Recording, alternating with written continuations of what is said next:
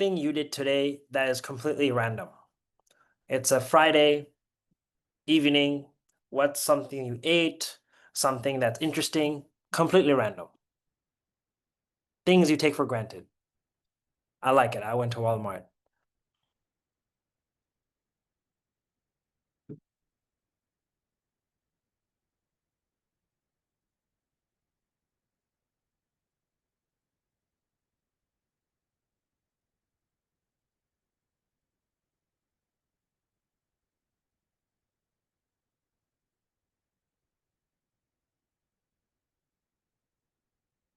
Someone said the refactor Headstarter project. Love it. Cool. Now, maybe moving on to something a little bit more product related. What's one company that you look at and you think they do a really good job? It could be taste for design. It could be, good just overall use. Like you're very happy with what you get out of it. It could be cheap. It could be what's a brand you really look at and you're like, wow, these guys are doing really well. GenSpark is a very interesting company.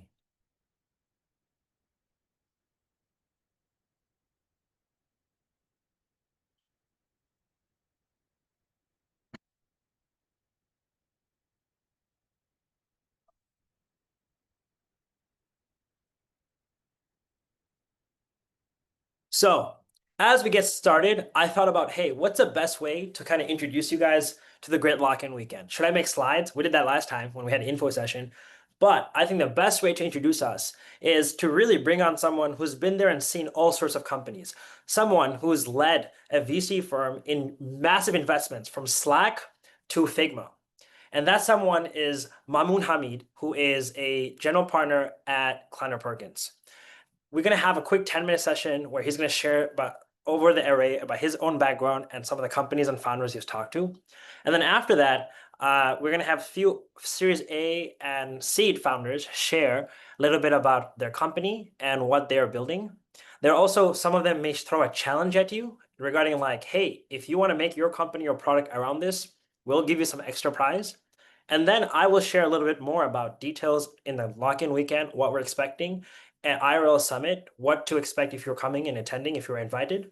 And then we'll also, throughout the entire time, you may have questions. We'll drop a form in the chat. If you have any questions, ask those questions in those forms. We'll also drop in our Discord, and we'll give you an Excel sheet link where those questions will be answered real time by my co-founder, who's actually sitting right there, and some of our team members who are abroad. So we will be doing this live, and after this whole thing is done, we're going to begin workshops in about 35 minutes from now, a workshop on how to build a product using Vercel V0, which is vibe coding. And then we're going to go into a much harder version of building a product using MCP servers on Cursor, all live. And lastly, we might have another workshop on how to create video ads using Sora and VO3. So that's our agenda for today. Are you guys ready? Are you guys hyped for this great lock-in weekend? Drop in the chat if you guys are ready.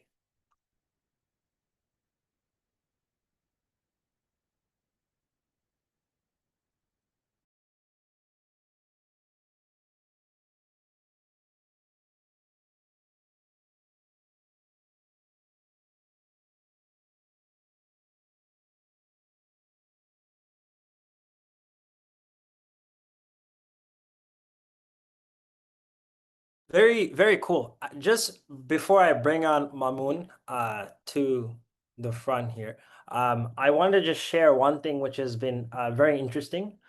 A lot of you guys have already created accounts on the Headstarter platform to submit your product ideas. If you have not, please submit your product idea. Make sure to create an account, right? So if you have not, here is the link to do that. Here is the link to do that. If you have not created an account, make sure you do that.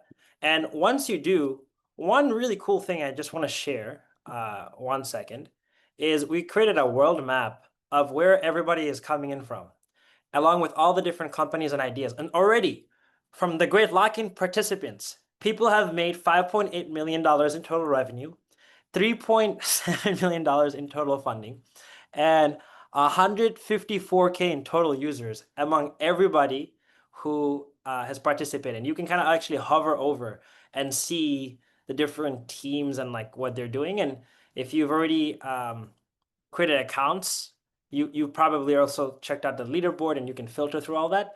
But I'm not going to spend too much time going through all this right this moment because we want to move on to a quick um, talk with Mamoon. So Mamoon, I'm going to make you panelist right now. You are a panelist. Hey, Here we go. What's up? how are you doing? Doing great. Good to see you. Good to see you too. I can't believe we're actually making this happen. So really appreciate a little bit on the short notice, but love if you can just share a little bit about your background, starting from all the way Germany, as you asked. I'm not from here, neither from you. Early days of Kleiner, I think, yeah, you never even thought you would be at VC or whatever the whole story was you shared on different podcasts, and share a little bit about what you've seen amazing founders from Dylan to the founders of Slack and everyone else. Awesome. Well, it's great to be here on a Friday night. What better place to be than to be here right now? I grew up in Frankfurt, Germany, and my parents are Pakistani. They moved there before I was born, and I came to the U.S. to study electrical engineering at Purdue, and loved semiconductors. So, where do I naturally go after college? It's to come to Silicon Valley to come design chips over here. So I moved here actually a long time ago, 1997. So almost just over 28 years ago, in the middle of the dot-com boom and bust. Just maybe a side point. I don't feel that old, but 28 years is a long time to be in Silicon Valley. But I have the real benefit of having gone through this crazy boom cycle of the internet in the very early days when I was 19 years old, probably like the same age as a lot of the folks here on the Zoom today who are doing this weekend with you guys. But it was the best of times, and it was got to build. Just like you guys, but not with the tools that you have at your disposal, but different kind of tools. But I got into venture capital in 2005, so 20 years now. And even though my background's in semiconductors and designing chips, I really started to fall in love with software and software design for the web browser. And early investor in companies like Box, Figma, Slack, Glean, a lot of the AI native stuff like Windsurf and Open Evidence, and we're investors in Harvey. And so the obvious trends that are taking shape today are the trends that we're investing behind today. A bit more on Kleiner Perkins. Kleiner Perkins, we've been around for 53 years. We have our mission is to be the first call for founders who want who want to make history, and for us to be their partners in that journey of making history. And we really feel fortunate that we get to partner with incredible founders who have changed the world through the technology that they've built. In that journey of over the last 50 years, Kleiner was first investor in companies like Genentech and Compact Computer and Tandem Computer and the Lotus and Intuit, but then also came the internet with first investor in Netscape and Amazon and Google, early investors in DoorDash and in Slack and Figma and lots more since then. But we really got a chance to really back founders super early, in most cases at the Series A, including the company that I work for coming out of college, Silence. So we truly love being the first call for founders who want to make history. And it's really like the joy of my life to partner with founders, be on their board early days, and then go through the journey of building a company, which is, long, windy, ups, downs, but some days you get to experience the IPO and there's no feeling like it. So really great to be here with you guys. Yassine, ask away any questions. I'm not sure if you're taking questions from the audience, but happy to answer Yeah, anything. guys, if you have some questions, drop for Mamoon, drop them in the chat. Mamoon, I'll just ask you one question. Uh, Yeah. you meet founders all the time.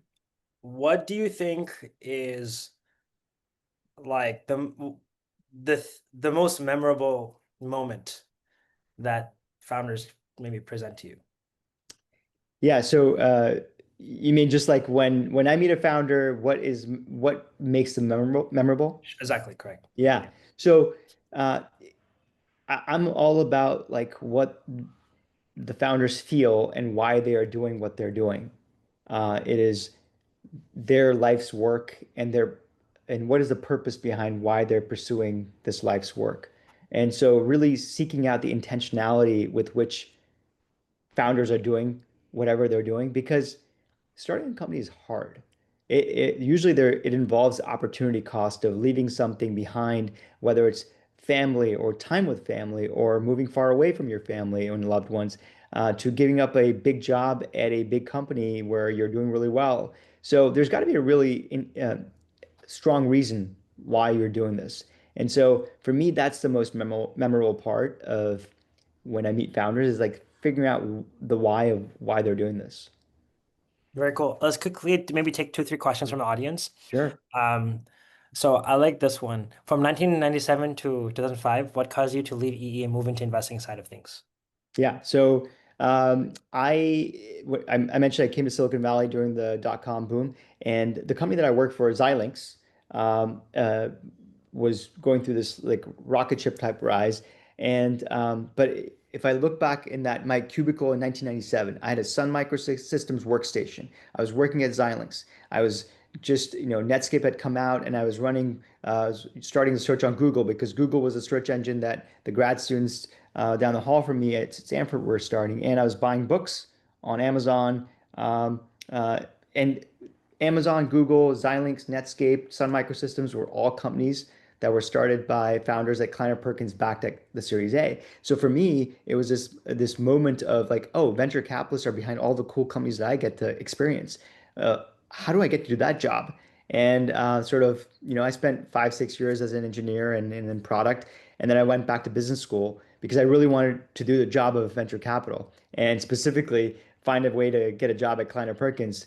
That didn't happen for many, many years later. I didn't join Kleiner Perkins until 2017. But in 1997, so 20 years prior, it was really what like got me going about into this notion of becoming a venture capitalist. Very cool. So I want to maybe this one might be on the funnier side. How do you manage to look so young? But then I want whatever AI started behind that. Yeah, no, okay. So I'm 47 years old. I started working when I was 19, but I sleep 8 hours a night, which a lot of founders will say like, "Hey, that's impossible." Um, healthy living. I have 4 kids. You know, uh, my wife's a doctor, so she makes sure I take, do the skincare, the Korean skincare, and yeah, just uh, have a clear conscience when you go to sleep and sleep well at night. And I think that's been just sort of something I live with every day. Someone said, have you worked with founder outside of a non-traditional tech persona or pedigree? What can a non-tech founder do to stand out in a tech crowded space and also have non-tech customers? Yeah, I've if you look back, my first investment ever was in Box. Aaron Levy was a non-tech founder. He was not a developer. He was a finance major who wanted to share files on the internet in the browser, and he actually hired a couple of engineers in Russia, like far in Siberia actually. And so he was a non-technical founder who had to hire, offshore resources to build the first version of Box. And actually, the first couple of years, most of the engineers were based in Russia. And there, it was just I would say Aaron was a technologist, but he was not a prototypical, someone who was writing code. And neither was his co-founder, Dylan. And so he had a couple of other friends who were coding, but like a majority of the product was built outside the US. And that's, I would say, more rare, but it is possible. Okay. I want to ask you like two more questions. So one is, what is your best idea for, because a lot of people here today are competing to see who can get their first maybe 1, 10, or 100 customers. What are your tips on that? How do you know if it's the right customer? They say it's not any revenue, it has to be the right revenue, right? Yeah, it has to be, you can touch and feel the revenue, right? And yeah, hey, like you told me a little bit about this weekend, and so I'm not sure you will be able to tell the revenue retention after a weekend Sure. or 1 week. Like when you told me what you're doing, I was like, okay, well, that's not going to be very sticky. There's a lot of ways to make money in this world, and but I am all about like sticky revenue. And sticky revenue only comes when you deliver true value to your customers. And the only way to assess true value for your customers is by seeing how much they use your product and how much they get out of it. You don't have to use your product. Your customers don't have to use your product every minute of their lives to derive value from it. But there has to be a North Star metric that shows you that your customer is deriving benefit from your product.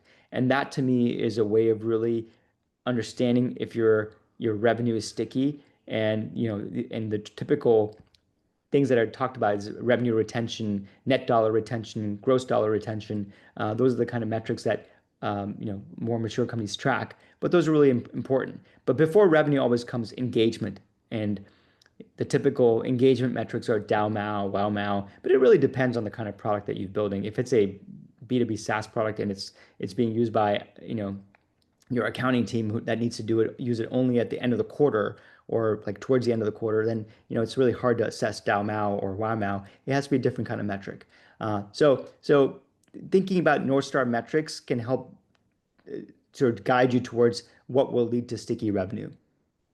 Very good. Mamun, last thing before you head out, I also said I want just 10 minutes. So, some of the people who are here in the audience are our speakers, sponsors, and partners.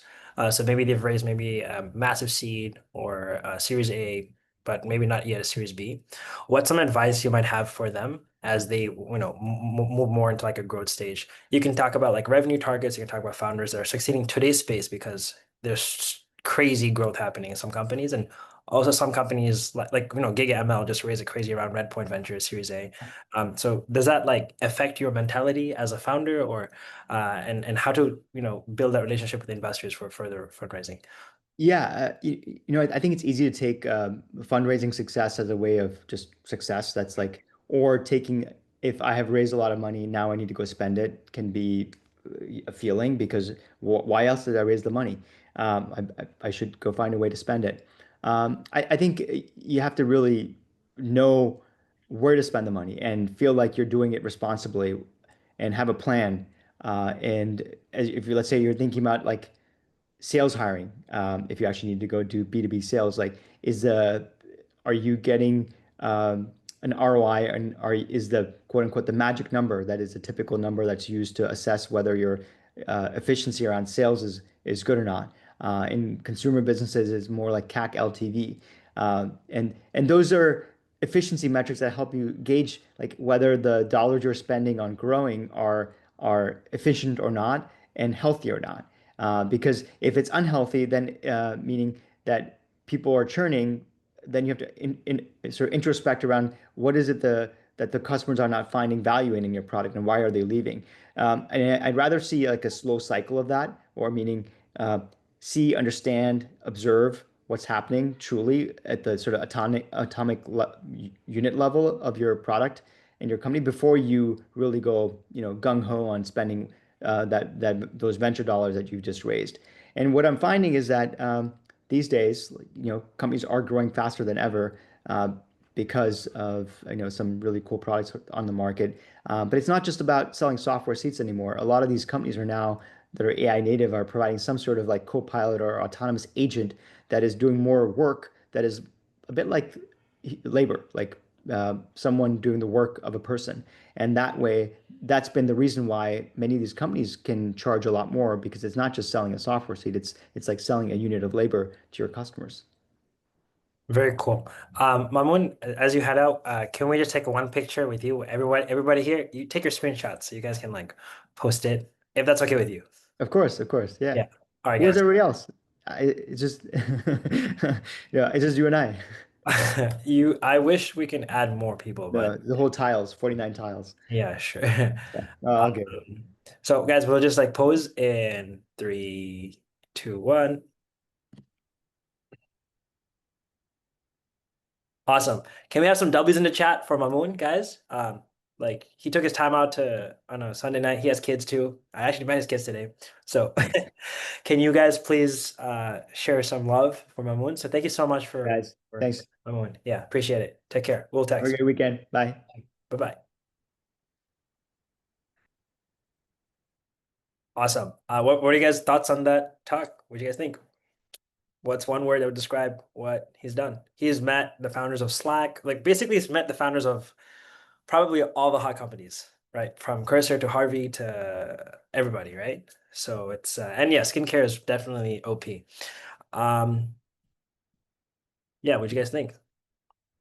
W?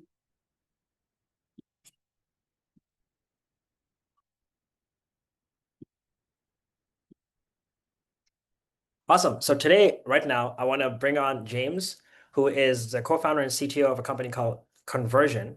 He's one of our partners and sponsors, and just an amazing person. And their company is going brrr right now. So, James, take it away.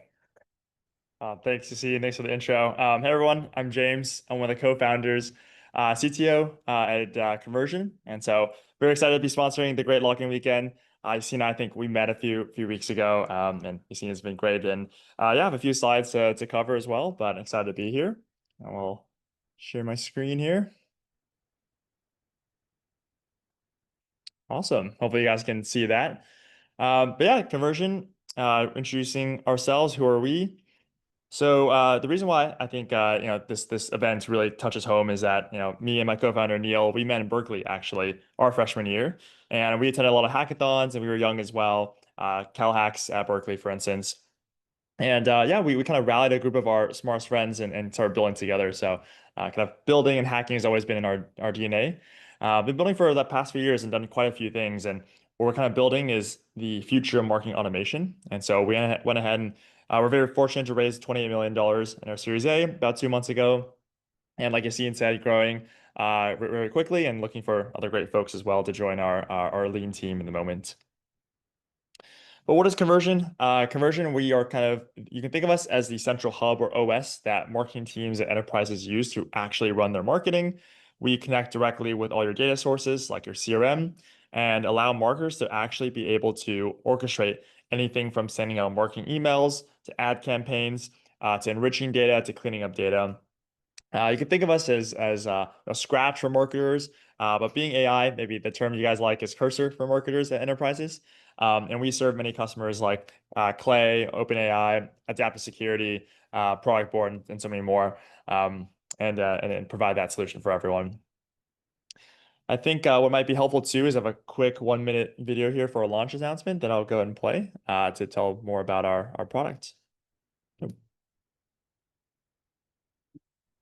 If you're running marketing today, chances are you're living in a platform built back in 2006. And it shows. First, the workflows break. Then the data goes bad.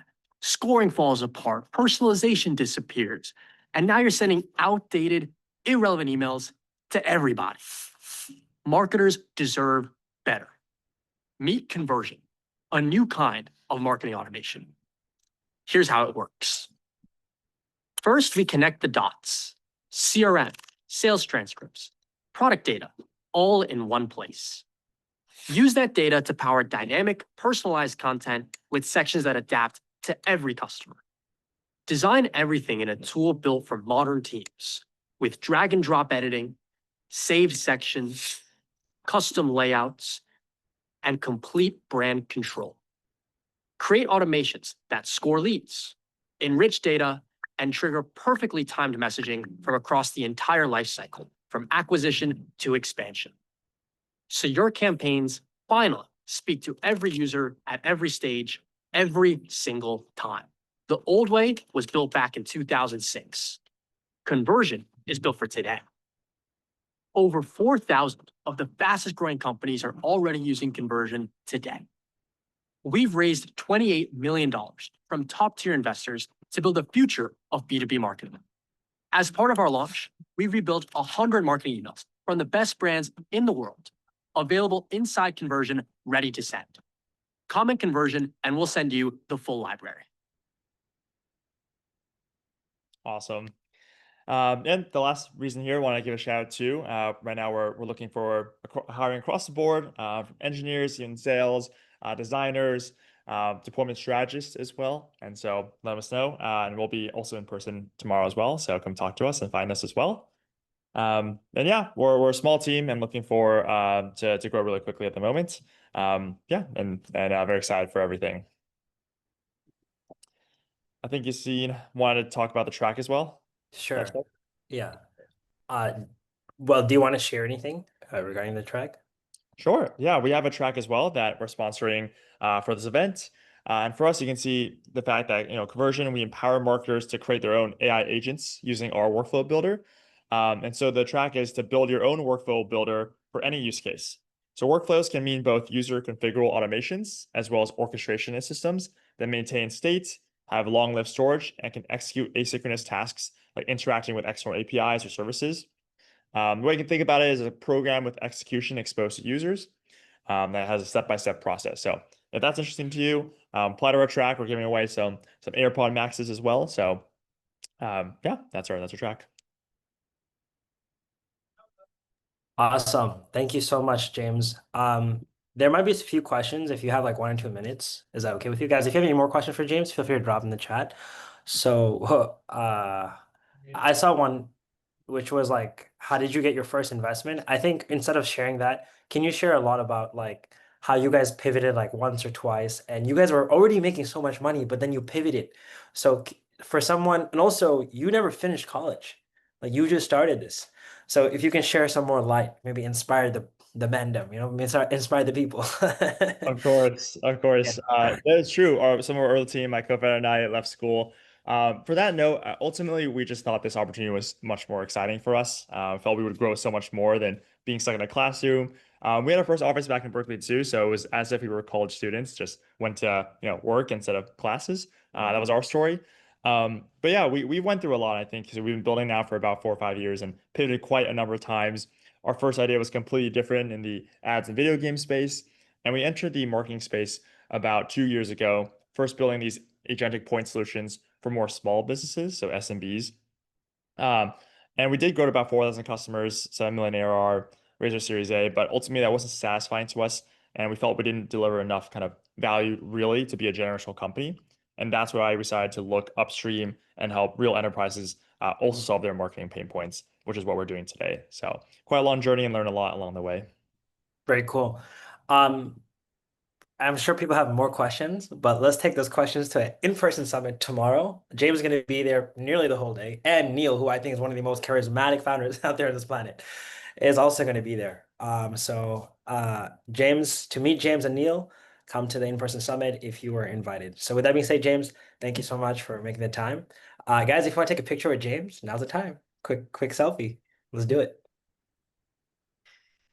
Awesome. Can we get some W's in the chat for James as well? Awesome. Thank you, James. Appreciate it.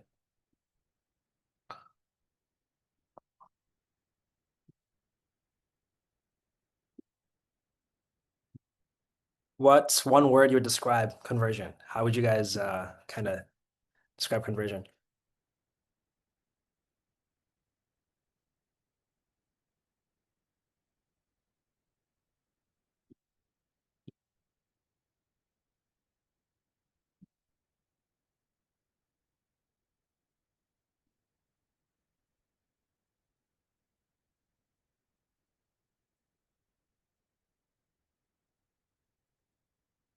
Awesome. So I want to invite Asher. So Asher is the Chief Product Officer of Known Dating.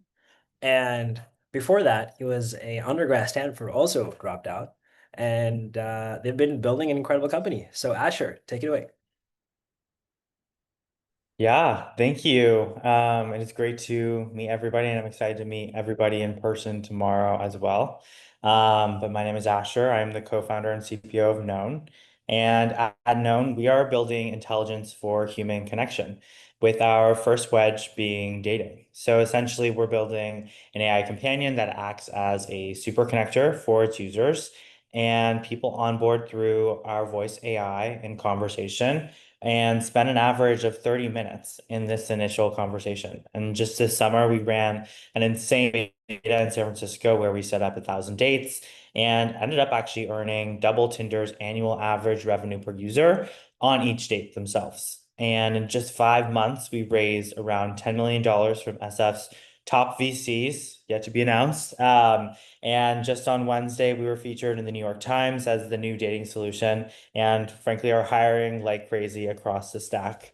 So our team comes from currently places like the founding teams of Uber and Fare and Fia, and we're hiring for full stack, backend, infra, and MLE roles, as well as some non-technical go-to-market roles. We have an insane office here in SS Marina District with views of the Golden Gate Bridge and Palace of Fine Arts, with even a hot tub if you spend your night working with us. And if you want to have, honestly, 1,000 times the impact you would working at a big company, reach out to Yassine or hit me up on LinkedIn. And we are also offering a 10K referral bonus if we hire your friend. So yeah, thank you. Cool. Asher, I want you guys are building something really interesting. Yeah. Can I ask you guys, when you guys launched your beta in the summer, did you have an actual app? No, so our beta How did actually this you like prove your concept without building? That's the first thing. And then second thing, like that's what really matters. You guys got users, right? So Mhm. and you got customer delight. So if you can just share some Yeah. So for context for everybody, our summer was spent with a beta product, which was just a website where people could onboard. So essentially do the conversation with our voice AI.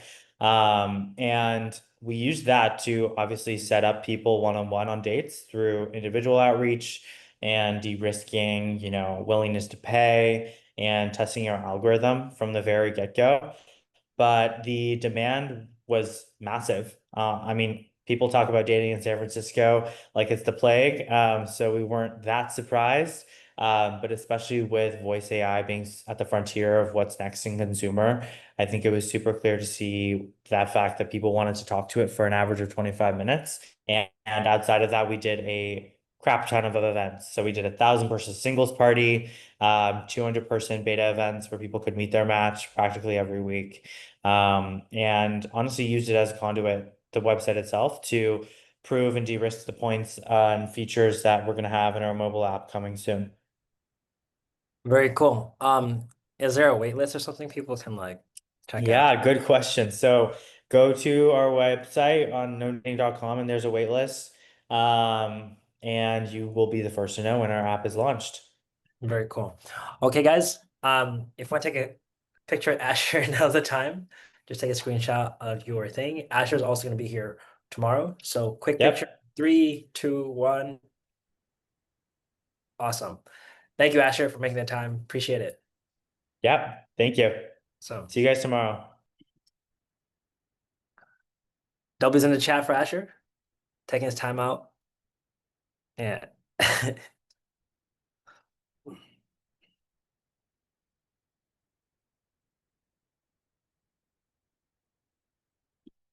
Awesome.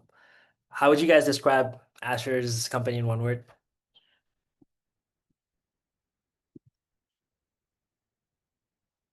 Okay. That's funny.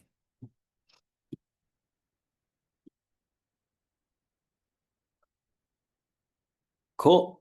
All right, Asher, thank you so much. Thank you guys.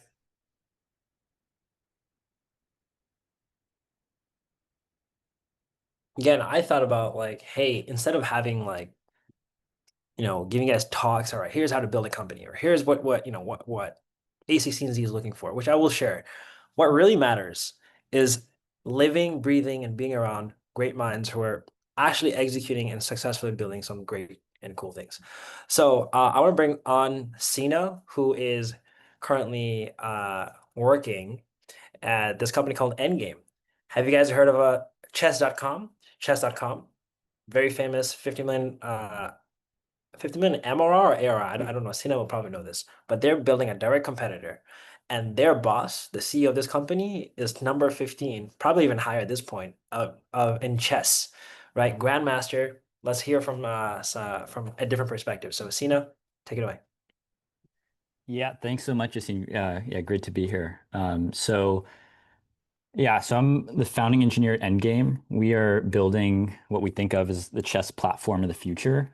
So as you mentioned, this is a really big space online. I think much bigger than a lot of people realize. There's, over 600 million people who play chess worldwide, and a lot of that market has kind of remained untapped. And so we are, founded by one of the top GMs in America. Have a lot of great reach in the chess world, and so excited to kind of bring that to fruition.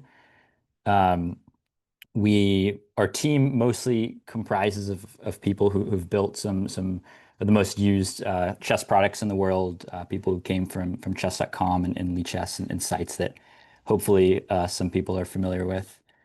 Um, and we're hiring mostly across engineering, but would love to connect with anyone who's kind of interested in the space.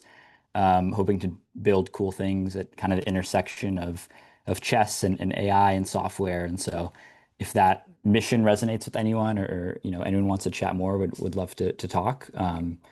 We're endgame.ai is our domain, and LinkedIn as well. And so if the idea of kind of building a very unique site and being part of something like that from the ground up is interesting, would love to chat with anyone.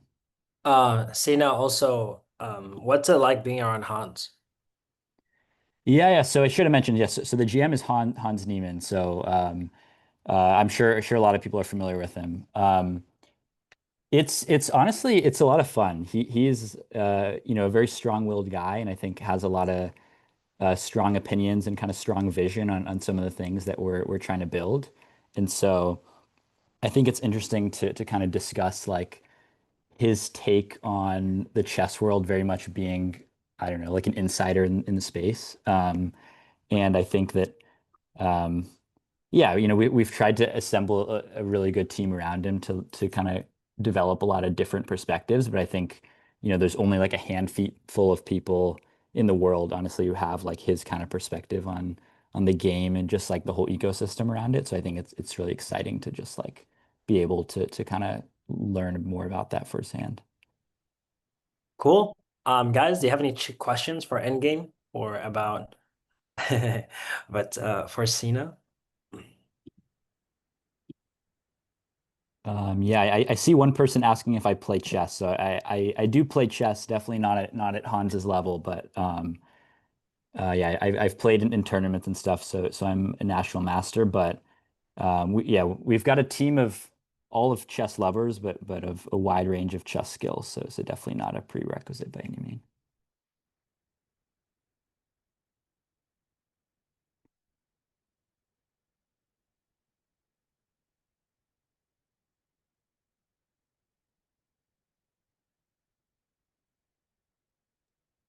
Any more questions? I guess like, are you in California? Yeah, so I'll add that as well. I'll be in person tomorrow. So would love to, I guess, connect more with folks there for anyone that's around. We're typically based in New York City, and so we've got a few members spread out, but mainly in NYC. But I'm here for the event, so excited to meet people tomorrow. Very cool. Awesome. Guys, if you want to take a selfie with Endgame or Sina, now's the time to go. So quick, right, three, two, one. Here we go. Awesome. Thank you so much, Sina, for taking the time out. Really appreciate it. Excited to meet you for the first time tomorrow. Looking forward. Thank you. Yeah, me too. Appreciate it. All right, take care. With that being said, again, if you guys have any questions regarding the Great Lock-in Weekend, yeah, summarize. How would you summarize Endgame in one word? Like, what do you guys think is really cool? Drop in the chat.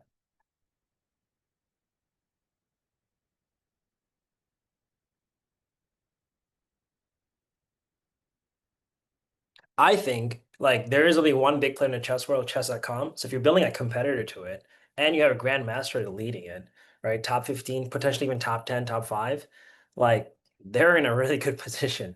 They just have to make sure they're making revenue, right? Or they have users and retention. So those are probably the things that'd be interesting. So I want to bring up kind of and a different side of this more researchy side of things is Div. So Div is a founder of a company called AGI, the AGI company, and they have raised a 25 million Series A, and their investment also was participated by Anthropic. So Div, you want to share a little bit about yourself and what you guys do? Sure. Well, great to meet you all here. Yeah, thanks for inviting me. So just quick background, I was doing a PhD in AI at Stanford, working on agents. This was way back in 2022. And I think it's just been really fun to see how fast the field has progressed. Previously, I built the first agent company that can do browser automations, Meltdown, and so that's been really fun. And we recently started AGI Inc. this year as a research lab extension to Meltdown, where we have now working on universal agents. So our agents can control anything from an Android phone to a Linux laptop, Mac OS, Windows. So it's like a truly universal agent, and we are very excited about how can we go and build something like an AI OS that can go do things for you. And this is something that's live right now. We are launching this out, so a lot of people can start using this. Um, and then we will be making available a hosted browser, like a hosted VM solution that anyone can use as part of the lock-in weekend. So if anyone wants to give our platform a try, we'll make that available and give $100 of free credits. And yeah, and then I can maybe also, if you guys want to see a demo, I can show you something. Let's see if you can share something here. Yeah, go for it. Nice. Okay, let's see.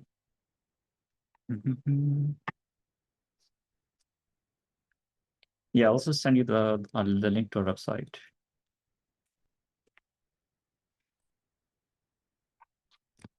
Okay, so this is some of the cool things we're doing. If my screen is visible, so our agents are able to control a whole operating system.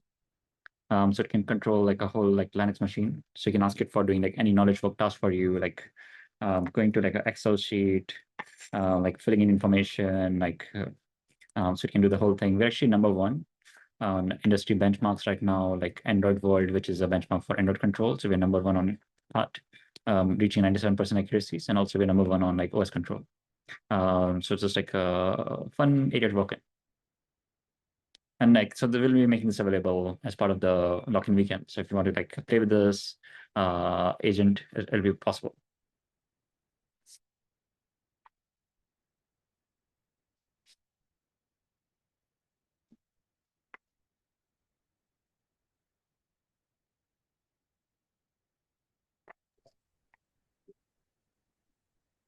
Yeah, and also check out our website. This is very universal, so you can use it for anything you want. If you want to go use it for sales, networking on LinkedIn, you can do that. We can also use it for any sort of project management for Notion, booking appointments, ordering food. You're essentially building a virtual you on the screen. Div, can we ask you one or two questions from the chat? Yes. So what is your difference? I know obviously we had dinner the other day, you Sure. shared it with me, but if we can share with others, what's the difference between what you guys are building and browser-based and stations? Sure. So one is we are doing full OS control. So we are not limited to the browser. This can control the whole operating system. So that's very powerful because we can control any local application, whether that's running on your Mac or Windows or Linux. And same for mobile, we can control a whole Android phone end to end too. So this can basically be we can actually control Android real time. We can say go to settings, enable Bluetooth, change the wallpaper, whatever you want. And this is also if you want to play with the Android agent, we'll give you access.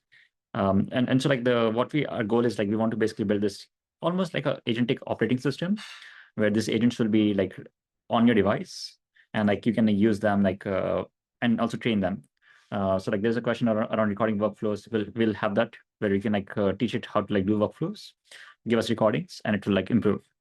And so it's really powerful. They can go and build your own custom knowledge work agents, for example.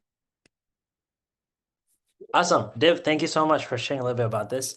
You're going to be here tomorrow, so I'm looking forward to meeting you. And then your co-founders is thinking of moving into our house, so I'm going to see him tonight at 9:30. So I'm excited to meet you and everyone who's invited again to the in-person summit. Looking forward to maybe saying hi to you as well and your team.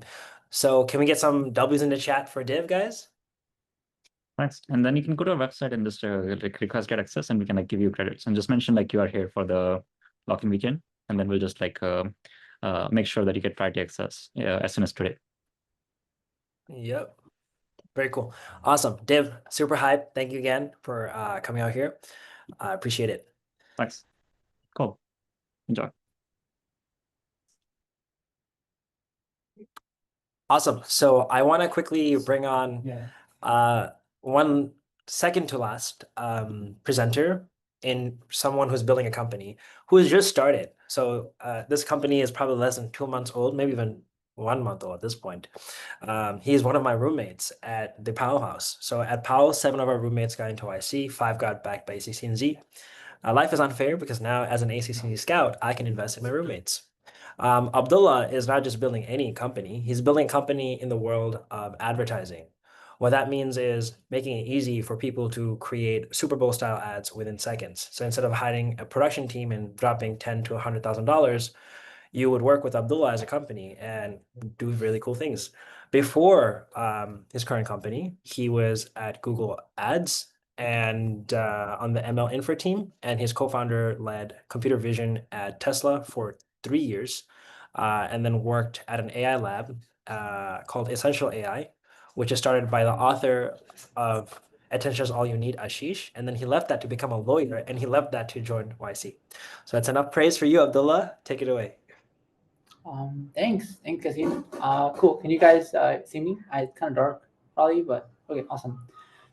Yeah. So we're in the current Y Combinator batch. We started Claybird about 5 weeks ago.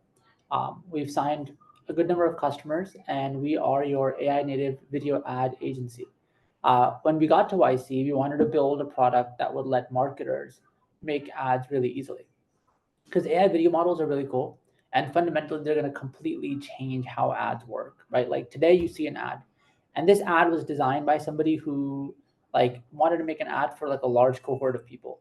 But I think in 4 or 5 years, every single ad ever is going to look and design specifically for you.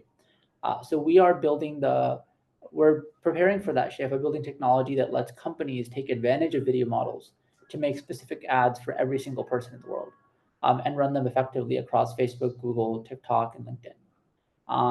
We're like an interesting company, and I think this is a broad shift in how AI is changing the structure. So I think the last like 15 years of technology, the main business model was like SaaS. You build a product and you give it to a business and you charge them a monthly subscription, and the margins were about 95% on that. Like the incremental cost of signing a customer wasn't so high. And agency models had like 30% margins because you had to hire people. As you guys I'm sure are aware, Dev was talking about this in the last one. AI agents have completely flipped this. You used to have actual people, and now you can automate these workflows with AI that decides to do call. You can replace entire people. And then there's a bunch of industries where instead of selling an agent to the business, it's actually a lot more favorable to build an agency that is AI native. What that means is you can make an agency where internally we have software and we have much fewer people, which means that our margins are better, our scaling coefficients are better. And for every new customer we sign, we don't have to hire a fraction of a person, if that makes sense. So we're starting to see VC-backed agencies. We're one of the first ones. We came to YC with a product, and they sort of like advised us to go in this direction. I'm really glad they did. And yeah, in 5 weeks, we've signed like 21 customers. A couple of them are enterprise. So if anyone has questions about enterprise deals or YC or agencies or agents, let me know. And lastly, we are hiring like crazy. So I need 3 kinds of people to reach out to me. 1, I need people that think they have a creative bone in their body. If you can write scripts, given a company's like brand values, email me. 2, if you can edit videos, I will pay you so much money because I'm like dying with like demand. So email me. And 3, if you know how to use, if you ever generated AI images or AI videos using Higgsfield, Nano Banana, Kling, Sora, any of these models, also email me. I'll put my email in the chat right now. It is Abdullah@flavor.ai. Yeah, I only applied to YC because I worked at a YC startup, so it's definitely worth it. Cool. Abdullah, do you have any tips or anything you want to share about how to create an ad? You're like an expert, and so is your team. Yeah. to whatever, because a lot of people are going to probably launch or want to do something. So yeah. Yeah. So I think like it really depends on what stage you're at. One thing that's definitely true is if you have if you have less than 500 users, paying users, I really think you should be advertising in ways that are not paid ads. So you should be posting on Reddit, you should be posting on Twitter, you should be posting online. Organic reach will get you to your first 500 users. That's paid ads. Text is very powerful. So I'm saying start with text, do emailing, etc. Because investing in video is a lot of work. It's not the best ROI for small businesses. But if you are interested in making a video, um, I would recommend the easiest way to make a consumer video today is download the Sora app and do that. If you want to make a video specifically for your business, then generate images on Higgsfield, generate videos on Higgsfield, and edit them together in CapCut. That's the easiest way of doing it. But I think growth and advertising are a little different. So it really depends on where you're at. Very cool. Abdullah, we're not gonna mention no names here, but you locked in the biggest brand or one of the biggest brands in the world. Um, what what what what what do you think luck plays, in the world? luck. Who do you I think think luck plays in the world? Yeah. a massive amount. It's a massive amount. And Subs- like 156 people. So that's my co-founder. He's really cool. But no, luck plays a massive role. I have no clue how we did this, and like everything that happened is lucky. So I'm glad I met Yasin. I'm glad I met Saad. I'm glad we had inbound. So just yeah, luck is. Very cool. All right, Abdullah, I wanted you to just stay for 1 or 2 minutes to answer some questions. So, guys, if you guys have some questions about Abdullah, it could be startup related. It could also be not startup related at all. I want you guys to take this opportunity to ask some questions, especially if you're not going to be at the summit tomorrow. Abdullah will be at the summit, and he'll also be speaking at the summit among some of our other house roommates. So, I guess YC tips, like what's the 1, 2, 3 YC tips, Abdullah? Oh my God, yeah. So YC interviews, so YC applications, people don't like read your application, they skim it, and if they don't get what you're building in the first like 5 seconds, they're not gonna give you an interview. So write it as if you can like understand it like really easily. So do that, like make it dead simple. If you do get the interview, they're also going to be kind of adversarial. They're going to ask you questions and they'll interrupt you. And their goal is to understand what you're doing like as soon as possible. So again, make it dead easy to understand what you're doing.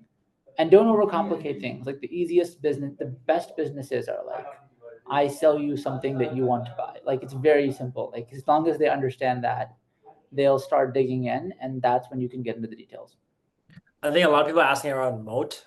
There's a recent LinkedIn post that said companies are doing 996, essentially working 12-hour days for 6 hours, 6 days a week. Not because it's because like anyone can build anything now. What really matters is distribution. You guys are cracking distribution. You're probably going to be soon, hopefully, in one of the top percentiles that I see. So, what do some tips on like what do you think moat is, and also like tips on distribution and sales?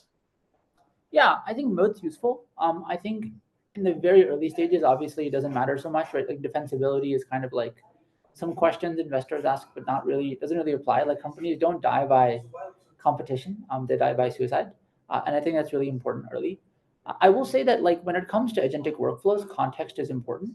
And when you're building vertical agents, you're working with specific customers, and over time, you're going to get more context on them.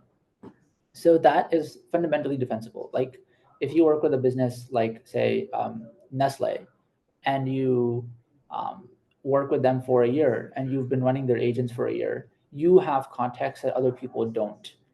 And that is defensible. Very, very cool. Awesome. Guys, can we take a quick picture with Abdullah? So if you want to take a picture and you like what he was sharing, time to take pictures right now. So 3, 2, 1.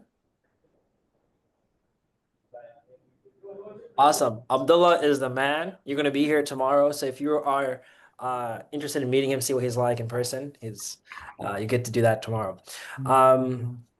Cool. Abdullah, thank you so much. Let's drop some W's in the chat. Awesome. Bye. Take care. With that being said, we're at 7 o'clock. Can't believe this. The time actually is going on point. So right before we do our live workshop at 2 different difficulties. Difficulty number 1 is vibe coding. Imagine you know nothing. And difficulty number 2 is using cursor and build something a little bit more complex in the dev tool space. I want to share a little bit more about the lock-in weekend and also a little bit about investments in terms of ACC and Z from my participation. So some of you guys may know me or may not know me, but this is how I would introduce myself. I live in Powell House. It's a house where a bunch of people are building companies or worked at really highly technical roles at different companies. 7 of my roommates, again, got into IC, 5 got backed by ACC and Z. They turned out offers from OpenAI, Palantir, Tesla, Google, Meta, etc., to build or to come here. A lot of the people that came to our house never planned on starting a company. They just came here and they had big opinions. They met someone else who also had big opinions. They started companies, they broke apart, they started again, and something usually ticked. So that ethos is something I want to expand beyond just our house. And so we started hosting events with the founders and founding teams of Cursor, BrowserBase, Exos, and Windsurf and Cognition, some of the hottest companies in the Bay Area, pushing the LLM benchmarks. We had over hundreds of people attend these events in person in SF. And I wanted something beyond that. And so it came to me that, hey, Headstarter has an incredible community. And we've built a community of over 120,000 engineers over the last year. And so a lot of folks here ended up actually at YC. So people who participated in Headstarter got into YC, a year or, a few months down the line. People who participated in Headstarter, over 2,000 of them got on jobs at OpenAI, Perplexity, Duolingo, etc. And so I think whether you're working a job, whether you're a student, whether you're unemployed, everyone has a bug, something that you want to go out there and really bring to life because you want to see something greater than you in real life, right? And so that's the idea and ethos behind the Great Lock-in Weekend. I don't know if I ever got a chance to share this, but I hope you guys like what we're building. I don't even know if we're going to do this again. It is really a hypothesis. And so if you're someone who's very ambitious or who you're interested in just having some space and community to lock something out, this is the time, right? And I want to make investments. Earlier this year or earlier 2 months ago, I got the opportunity to become an Andreessen Horowitz scout. Andreessen Horowitz is a $45 billion venture capital firm. It's probably one of the top venture capital firms that everyone, once they raise a seed. So all the YC companies that raise a seed want to raise a Series A from Andreessen Horowitz. And so now I can write checks on their name and on their behalf. And I want to write all my checks ideally through the Great Lock-in Weekend. The only exception would be some of my roommates. But other than that, I want to invest only in people who are part of Headstarter. And so the first investment that was made was 2 days ago. And it was someone who is building an incredible company in the teleoperator space. So I don't want to bore you guys, regarding what I have to do and what I'm doing. If it's interesting, I can share. But I would rather share more about this tomorrow in our in-person summit. So I really appreciate you guys taking the time out and participating in this. I hope this was something that was interesting and I am not boring you guys. So with that being said, are you guys hyped and ready for the Great Lock-in Weekend? Cool. Come on, guys. I need more people dropping the energy in the chat. Are people just dead or come on. If you're watching this live, drop W's in the chat. Okay, so someone said what went on behind the investment. So really quickly, Sean, really what stood out was I had DM'd him. And I asked him hey, you have a cool profile, what are you up to? He DM'd me back in all caps. Yassine, I was part of Headstarter. I just raised from the co-founders of Zoom, and here's my pitch deck. Here's my idea. I was whoa, I did not expect that to come out of nowhere. He has a picture of him with Jensen Huang, right? All the interns at NVIDIA do. And so I actually didn't care, but then my co-founder was we gotta really take a look at him, and we thought about potentially investing in someone before the Great Lock-in Weekend. And so we were looking at several people, and then Sean came to our house in San Francisco, and he really he presented a live demo of what he's doing. And the way he explained it to me is whenever you have these humanoid robots, right? Whether it's Tesla or Neo or 1X or China has a bunch of them. Like they just released one called Xpeng. These humanoid robots need like physical people to train the actual actions of a humanoid robot. So think about like you folding a towel, putting something in the dishwasher. What he has done is fine-tuned NVIDIA's CUDA and video models to essentially create realistic synthetic data, human labeled data that can be used to train certain tasks. So for each task on general, it takes anywhere between 30,000 to 40,000 repetitions of a physical human being to do a certain action for the human to remember the different peripherals and how to do it. He's able to automate that using synthetic data. Oh, that's his idea. So I think it was pretty promising, but still I was like very negative. Like, man, what if this doesn't work? But one of my roommates actually worked at OpenMind, turned on OpenAI, and he knows this robotic stuff inside and out. When everybody in the house was getting a subscription with Neo, the robot that launched on Twitter, he was like, this is not a legit robot. It's not going to work. Behind the scenes, there's a real person controlling it. This is all like facade. And so when he asked him some questions, we did some due diligence. It looked really well, and we made the investment. So now that we've made an investment, I want to do everything I can to help him get into YC or A16Z. And I actually encourage him to turn down these accelerators and raise a seed funding right away. I'll be making introductions to him hopefully very soon. I told him I'd do that yesterday, but we'll do that very soon so that he'll have the option to raise a seed round right away, or maybe participate in an accelerator. But I definitely want him and his co-founders to go burr on his idea. And I plan on making 2 more or 3 more investments this weekend. So I'm really, really interested to see the people who are coming in person as well as what you guys are building abroad. For everyone watching, this is an opportunity for you to build something great, right? Something amazing. And so you might be thinking, hey, I don't know how to code, or I have never built something cool. And so what I want to do really quickly right now is a live workshop where you get the opportunity to see building a product from scratch using these AI tools. We're going to have someone who I've lived with in New York, and now he's somehow come to SF. His name is Abir, and a little bit of context about Abir. He's been programming for about 10 years. He's also only 21.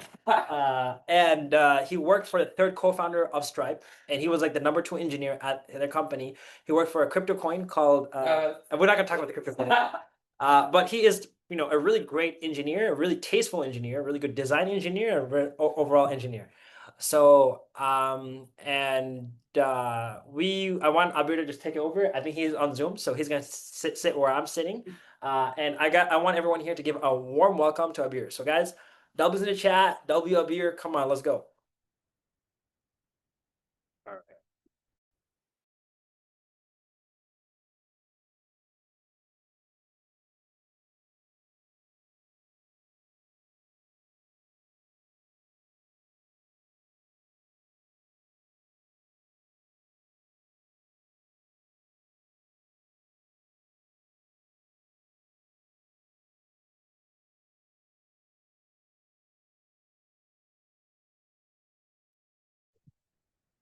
Hello, can you guys hear me? Check the chat. Yes. Yes. Okay, awesome. All right. I actually wasn't sure what I want to make this session. An idea came to me recently, but let's see if you guys have any ideas on what you guys want to build on this chat. It has to be relatively quick. We don't have much time, but I'm open to stuff that's fun. Oh, sorry, more background on myself. My name is Abir. I'm a software engineer, or I guess, yeah, I used to be a software engineer and now I'm a founder. My current company, I'm building something called Censure, which is it's a cybersecurity platform to protect your AI agents against prompt injection. And so if you're unaware, prompt injection is essentially when your AI goes and fetches external data from things like Gmail, other websites. If there's what's it called, malicious instructions in that data that it reads, it might trick the agent into thinking that you asked it to do something it didn't. So there were examples of this. One of them recently was with Gemini, where someone would send you a calendar invite, and in that calendar invite, there's like malicious instructions that tell it to turn off all the household appliances. And so when that person asks Gemini, "What's on my calendar?" it just turns off all their lights, which is pretty bad. My app's called Censure. So that's the link if you want to check it out. Yeah, so I guess we're actually gonna completely wing this just to see if we can actually build something real with vibe coding. Let's see, what ideas did you guys have? I see dating app, AI that roasts people's websites, way to lock file security, app for sales training, songs, yeah, ads platform, web scraper. Let's see. Um, I think okay. So one of the ideas I had was actually do you guys remember when Reddit used to do the world thing where everyone would be able to like modify a pixel and you could just like kind of create like designs together? I think let's implement a simpler version of that. That might be fun. We could probably use Convex for that.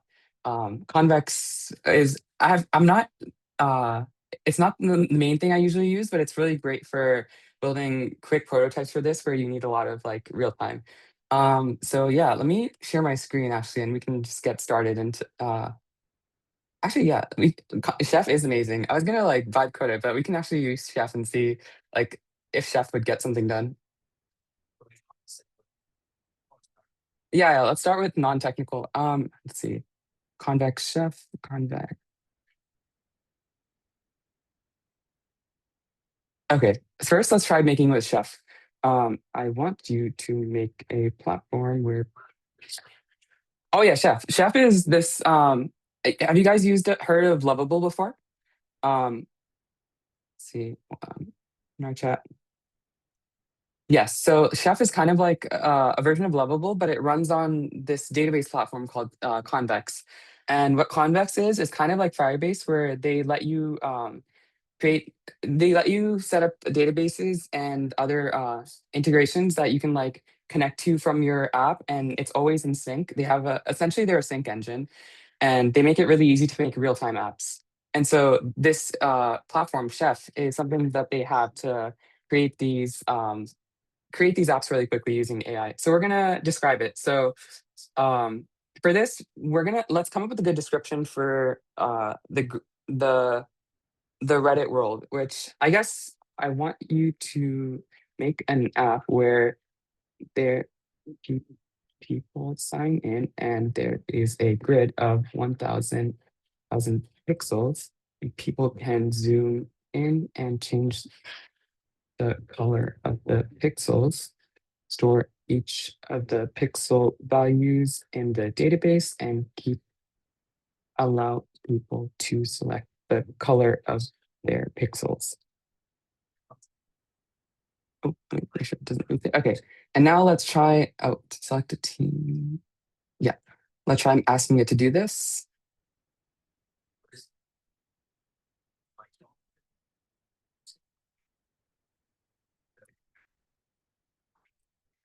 And here you can see it's making a plan. There's the code.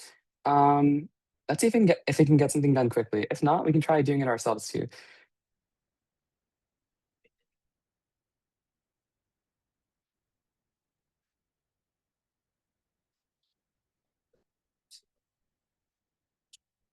Why Chef over V0? That's a good question. To be honest, this is something that the idea itself needs a lot of like real time capabilities. V0, I haven't used it much, but I'm not familiar with how they do the backend, what they're using for backend, and if it can support like this real time integration where multiple people are coming in and changing the colors at the same time. And so if you kind of have to weigh it based on like what are your requirements first of all. If it's a simpler project where it's kind of just like, the data is not changing much, absolutely you can go use V0. You'll probably get something great there. Yeah, let's see if this works. That was pretty quick actually. And then oh wait, let's see, zoom in, out, color palette. Oh okay, actually it is working. Just the pixels are really small. I need to zoom in a lot. And it's 1 pixel at a time. Okay, awesome. Yeah, this worked, but it doesn't really look nice. Let's actually download the code or give it to me in a zip folder and see if we can make this look nicer. Creative Convex app. I'll open this in IntelliJ.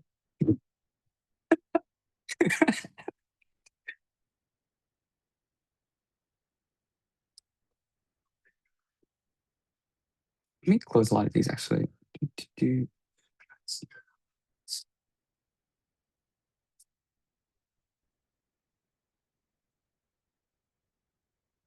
Wait.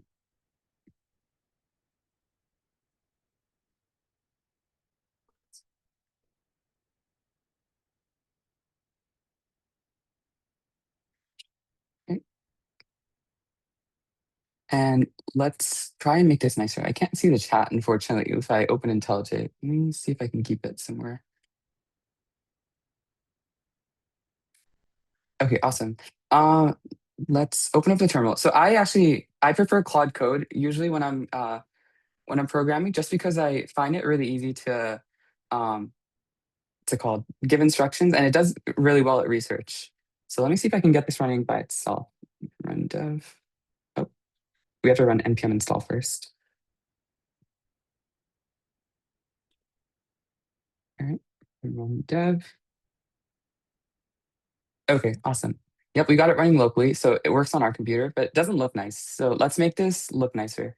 Some of the first things you need to do, and which is like really underestimated, is vibe coding. We're both vibe coding, and we're kind of like making it what's it called? We're also like design engineering. It's easy to tell when something's vibe coded, which kind of gives you people are hesitant to use your apps if they're vibe coded. So we made this app in Chef and we downloaded it, and now we're gonna actually edit the code. We're using Claude Code. One of the first things we need to do is when you want your app to not look vibe coded, you need like a design language. So if you look at the app I've been making for my startup, Censure, I actually did use AI for a lot of this landing page and a lot of the app design. But the reason it like doesn't look as vibe coded as some other apps is there's a couple of reasons, which is you need a lot of you need to set up a design language for yourself. Like it needs to be consistent, and you need to have um, what's it called? Kind of strict rules for how things are supposed to look. When there's like different varying colors and things in places that they're not supposed to be, messed up border radii, that's when things look sloppy, and that's when people can tell that you're not doing things correctly. So first things first, let's pick a font. Usually I'll go to fonts.google.com. I have a couple favorites for this one. Let's see what looks nice. Let's see. Do you guys have any favorite fonts? Lodo? Let's see. Oh, I don't think I have it. Or Poppins. Poppins is nice too. Let's see. SF Sans. I think SF Sans is included on Mac, but it might not be there. Montserrat. Yeah, or actually no, Montserrat's a bit too iffy. Let's see. Let's try Ubuntu Sans actually. Or no. Or I guess yeah, it also that was a good question. What's your go-to for the human look? Human look. I think you want something that has serif actually. One of the things that I really like for anything that needs to look professional was Crimson Sans or Crimson Text. And so this usually when you're writing something that like needs to convey what's it called? Confidence. This is a good font to go um, for like blog articles and stuff like that. Let's try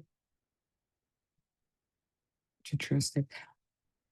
Actually, let's just go with the one that I'm using for my other project, which is Afasad. We'll copy this font, and we're going to just use this get embed code.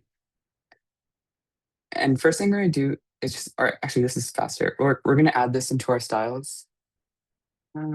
Or let's actually just vibe code the whole thing. We're going to ask Claude to do this. So Claude, add this font to my project, and in my global tailwind config, make sure all elements use this font. Let me turn off thinking for now.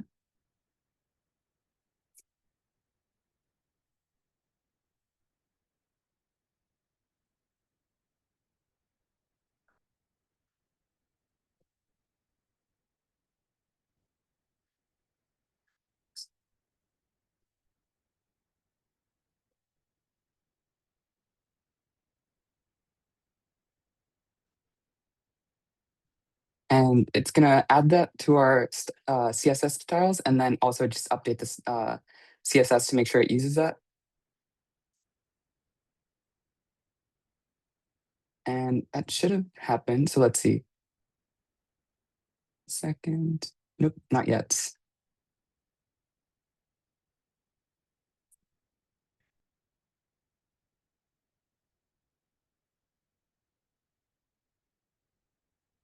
actually kind of bizarre. Why isn't it using correct fonts? Oh, the other thing is when your components are acting up, you can use the console to figure out what styles are being applied and what is overriding certain classes. But let's see why this font isn't being applied.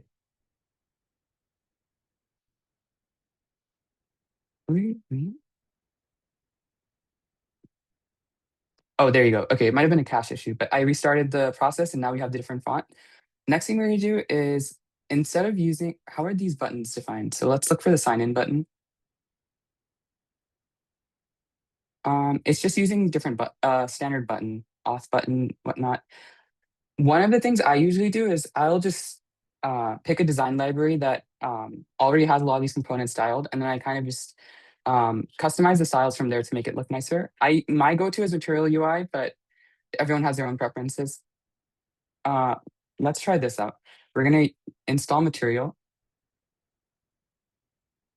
Actually,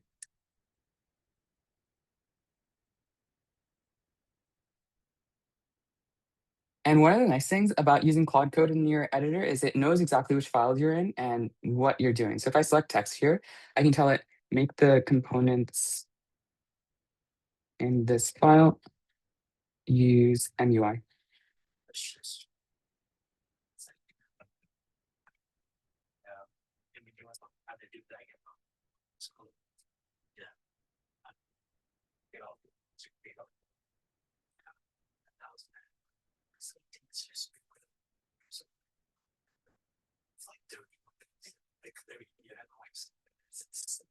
There you go. And then let's just let it do its styles for now. We're gonna truly accept the vibes.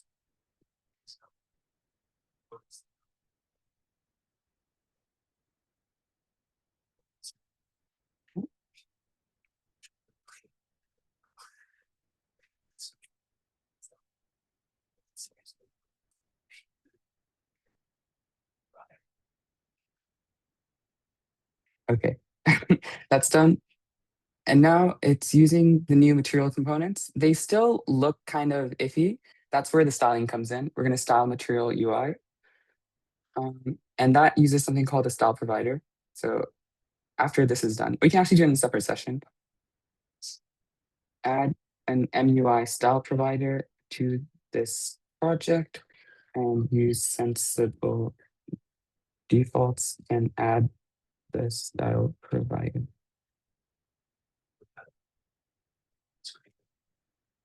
And style theme provider is here. Sometimes if you have a page with documentation, it's nice to copy the documentation and paste it into your Claude Code session just so it knows what to expect.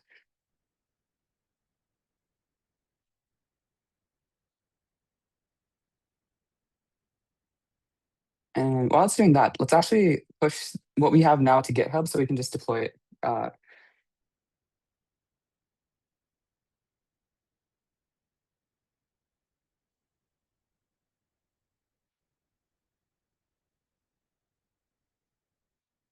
Oh, can you tell us more? Okay, so how much code do you? Oh, sorry. It's hard for me to see the chat when I'm in my editor. It all just disappears. So let me read some of the messages. How much code do you write personally every day without using AI tools? So honestly, I do end up using AI for most of my code nowadays, but I do a lot more code reviews is how it ends up happening. So like now, I'll let Claude write the code, and in my editor, there's usually a section for diffs. I'm not sure why it's not in this project. Might be because I just downloaded it. Oh, actually, is it in the bottom? Yeah, it's usually at the top. Oh, actually, it's not initialized. There's no Git repository in this project yet. That's why it's initialized one. There you go. Usually the changes that Cloud Code does will show up in my editor here, and then I'll just go through them one by one, check them off to make sure they're valid. And if it's not valid, I can quickly catch it here and then make some quick little tweaks and then push it. Will recording be shared? Let's see. Yeah. I mean, so cursor and windsurf are nice. I think this works for me just because I'm still reviewing all the code that gets pushed. It's just less hands-on for me. So with cursor, you have to kind of be locked in to one thing at one time. Okay, so it finished adding the style provider. Let's go back here to our app. This is a bit better, but the colors are a bit off. So let's find some nice colors. One of the colors sites I use is this site called flatuicolors.com. They have a bunch of different palettes and you can make great combinations. So sometimes I'll go for the Russian palette, but the American one's nice too. So let's just pick these, say, use this as our primary and use this as our secondary. And we'll just pick the other color. Let's do this, or what's a good color that would go with this orange? Try the soft blue for now.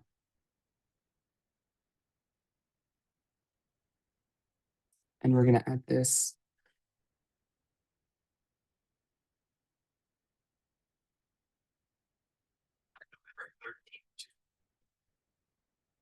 Okay, awesome.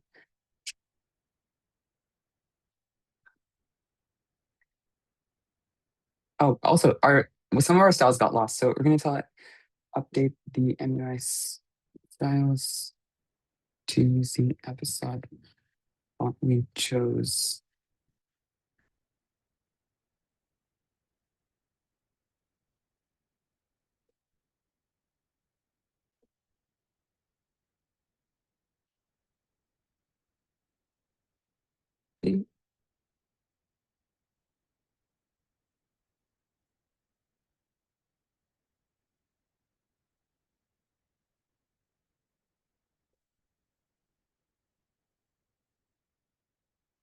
All right, okay, so there you go. It does look a lot nicer already.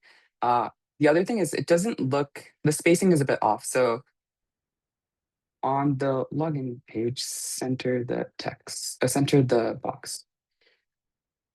While it does that, let's go back to adding this to GitHub. So we have something that works. Let's add it to Git and we will deploy it on Vercel so you guys can mess around with this.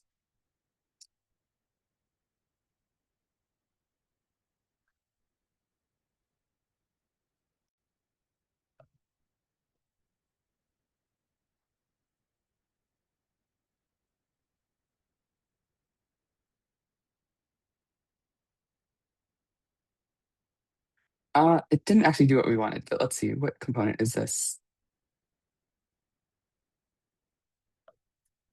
Okay, Mohammed Zidane said, I think you're more like a software composer than a traditional software developer. Maybe, I think, so it really depends. Some things are difficult to vibe code. So I guess I can probably show you guys. One of the things I had to work on recently was auth. So fix auth. So this one was a really big project. And the problem is with that, or actually not this PR.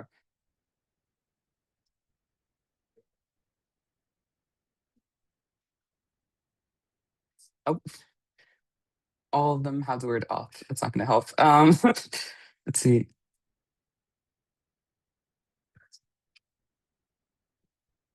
Okay.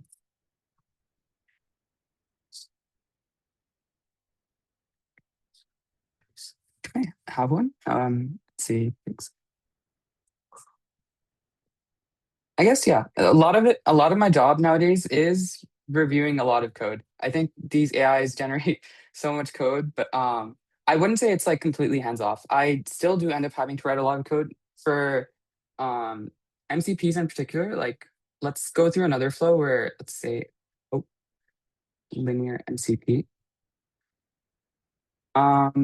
MCPs have this flow called OAuth, where you need to authorize external apps. And it's actually something that was, that's a lot of work to build. And so the OAuth flow for this is something I had to completely build on my own, just because every time I tried to get Claude to do it, there would be some issues here and there. And auth isn't something where I was willing to kind of take risks and, sacrifice quality. But it really depends.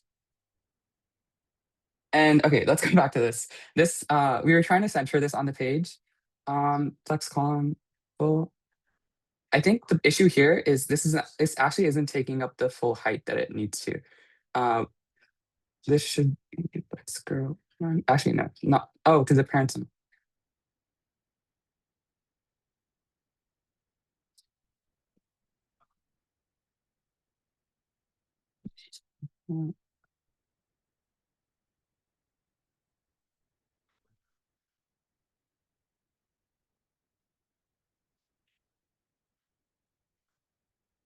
We're actually centering divs now. um,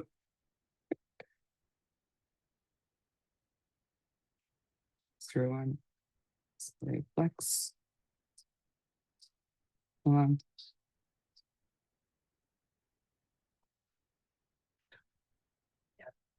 Okay, that's a bit better. That's usually how I mess around with styling.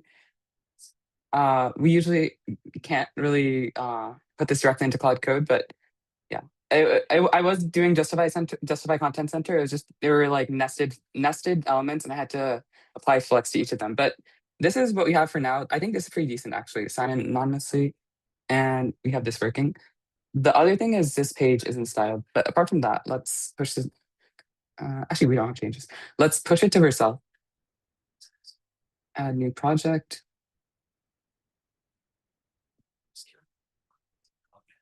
The name of the tech stack. This isn't. So the thing we used for the backend was Convex. So Convex actually lets you manage a lot of the database on their platform. You use their endpoints and their functions to manage data, which kind of gives you a lot of freedom. It's kind of like calling functions from your code, and they're all fully typed, so it makes it really easy for fast development.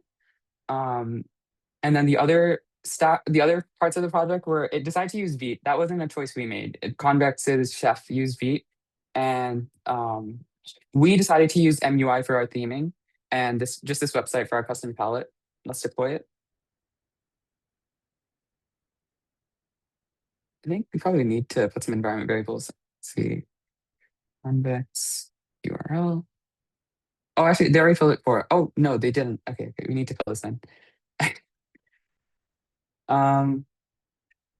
Import.env. We'll have to wait till it deploys.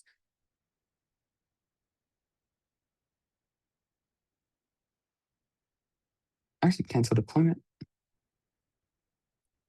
All right, let's do it. Paste in the environment variables, deploy.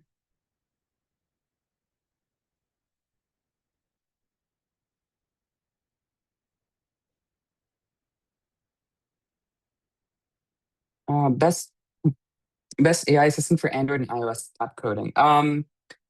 It's been a while. So I have used Cursor in the past for Swift development. That was pretty nice.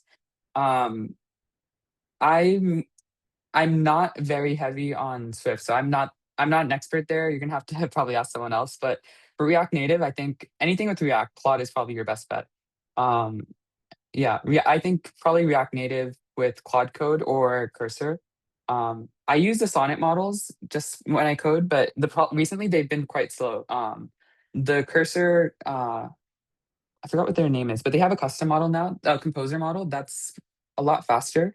That'll probably give you better results. But now we have this site where actually it did center it. Okay, cool, nice. We have this thing that we made.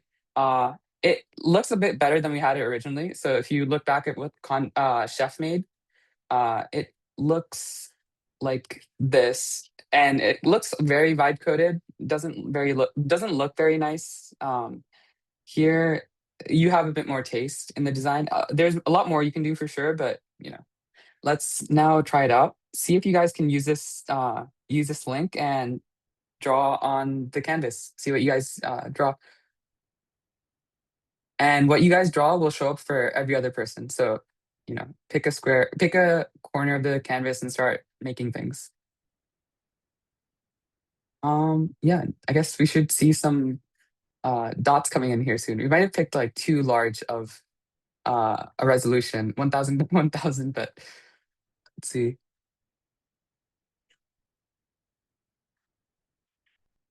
Nice. Yeah, I see more dots coming in. Nice. Be a bit slow.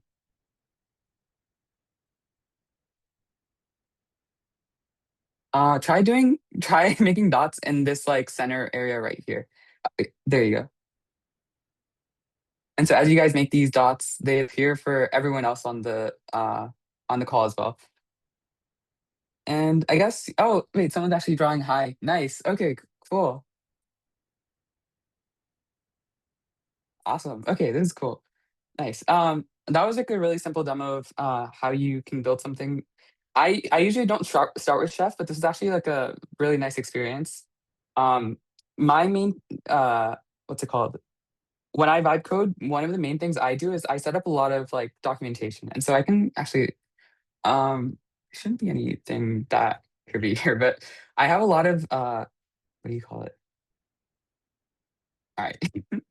I have a lot of Claude MDs all throughout the code, and these basically tell Claude, hey, this is what my app is. This is where the relevant folders are.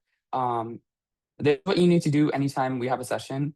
One of the things I ask it to do is like be very concise, and when it works on a new part of the project, always update that part of the project's Claude MD so that it has that reference for the future. These are just some more things, and then yeah, if you want to see a more specific one, I can show you the web one, which is app/web.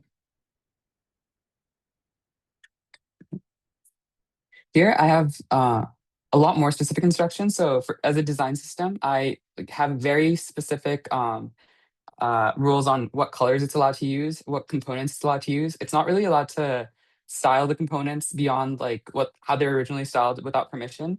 The structure for each of the pages. So every page has to be in a container with max width large. It needs content should usually be in papers. Typography should for headings would be this.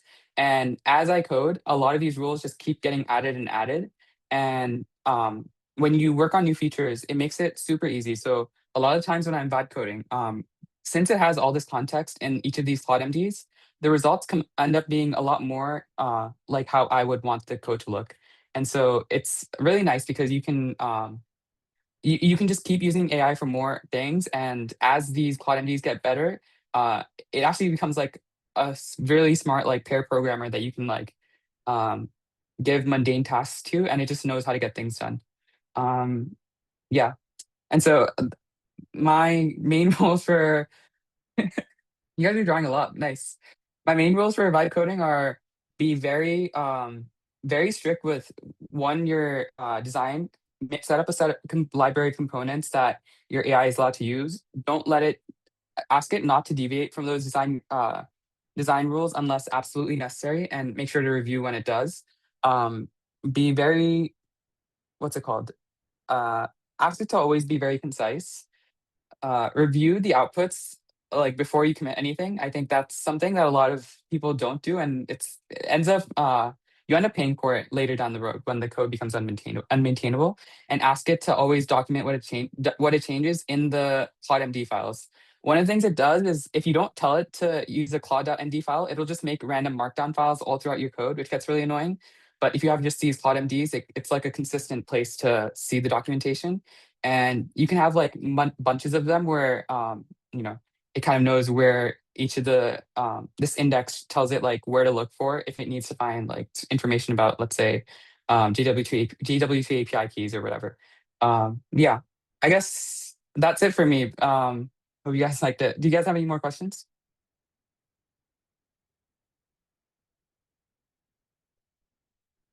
Do you trust Claude with container/K? With Kubernetes, I guess so, actually, yeah. I have used Claude Code to help me write some of my Docker files. It's usually, you can tell when there's going to be an issue with the Docker file. Some of the common mistakes are if you're not like, if you're just like, copying the whole project, it's going to invalidate the caching. So as long as you know, like, that's not gonna like make your Docker file invalid. It's just gonna make your build process really slow. So as long as you're um, aware that what would slow down your build process, like it's completely fine to use AI for the build step. Oh, I hope you guys can hear me.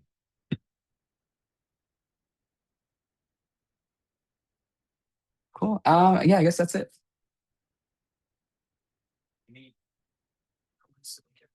Okay. Yassine will be back in about 2 minutes, but let's see.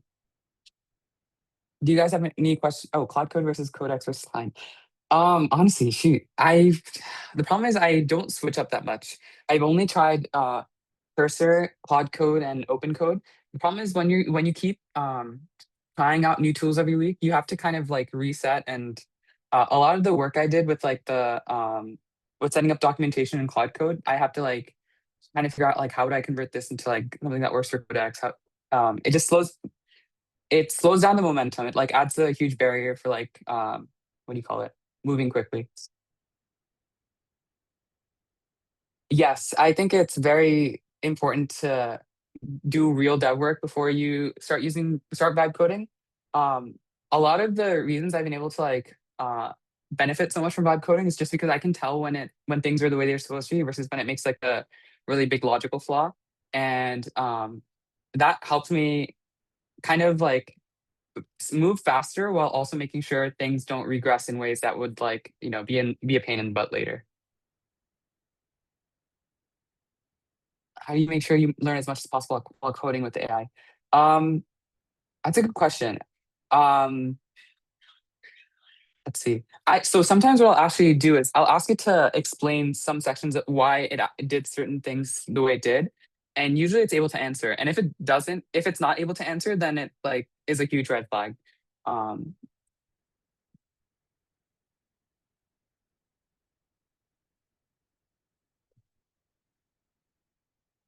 yeah. Let's see. I think Yassine should be back. Guys, is it very easy to spot a vibe coded website? I think yes, it is very easy to spot a vibe coded website. A lot of the times it's because they don't go when you make a website on Lovable, they won't like update anything beyond like what Lovable gives you. So it's always the same font, the same like blue color. Usually like some version of like Shad CN, which you can tell when it's when it's consistent. Let's see that examples of vibe coded websites. Appearance. Okay, awesome. And I think Faizan should be back. But usually this is what I'm talking about, where the Zapier link, you can tell this is vibe coded just because Cursor, Claude, they love their purple gradients. They also just love the generic fonts.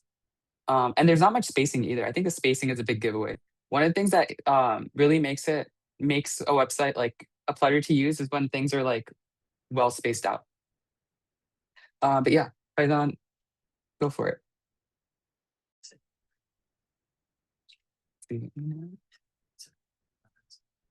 Oh, actually, I don't know how to do this.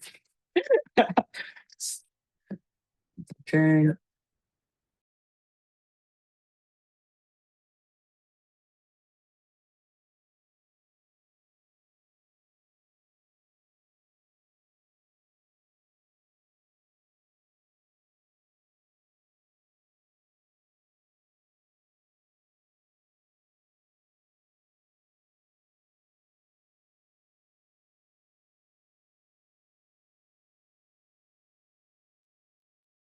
Hey, how's everyone doing? Oh, shoot. All right, so for those of you who don't know, my name is Faizan. I'm the co-founder of Headstarter. I'm doing kind of the behind the scenes work for Yassine and supporting him in like every way. The platform that you all use, app.headstarter.co, is built by me and me only. I'm like the sole person behind it, and just pushed out some updates right before the Zoom session today. And so just want to share some of that before we kind of wrap up today.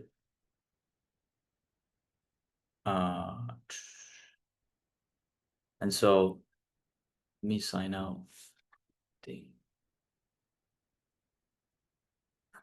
The first update, maybe you all have already seen on the platform, which is the world map.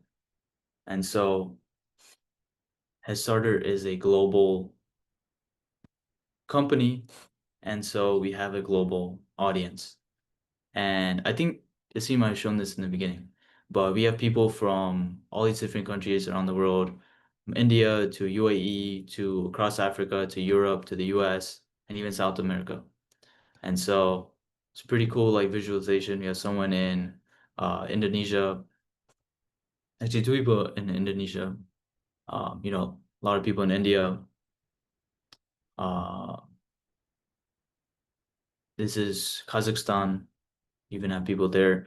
And so yeah, we are a global company, and it's a pretty cool way to see what people in all these different countries are working on. You know, someone here in Egypt, someone here in or two people here in Algeria. And so I thought this would be cool to share. But the main feature that pushed out just a bit earlier today is voting. And so actually, in the order might change. But if you see here, you can now vote for your favorite startup. Or actually, the way it works is you have 3 total votes. And so you can kind of cast your votes to whichever startup you like the most. And whoever has the most votes, we're going to see who ends up winning. Maybe they're the ones, I guess, that have the most revenue, or maybe it's just the best idea. We're going to take a look and, you know, give them some kind of reward. But yeah, you basically have 3 total votes. You can cast your vote to any one of the companies. And this is similar to actually, if you've been to, so, you know, we at Headstarter, we're obviously founders ourselves who have been to a lot of pitch competitions.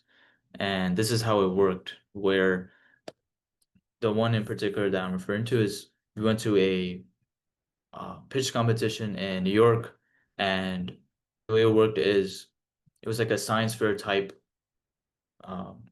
kind of like setup where everyone had their own tables, everyone had their own setups, and people were just walking around, going to the different tables, learning about their startups, and they essentially had a way to like cast their vote on like who they like the most. And so this is our way of doing that as well. So, you know, you can vote for any of your startups. Oh, I guess this one got his first vote. So please go ahead and do that. And this is particularly useful for those of you who are pursuing ideas like nonprofits or anything like social good. Because obviously those types of companies, they don't really make revenue. And so we want to, you know, have some kind of traction that you can show that's not monetary. So this is our way of doing that.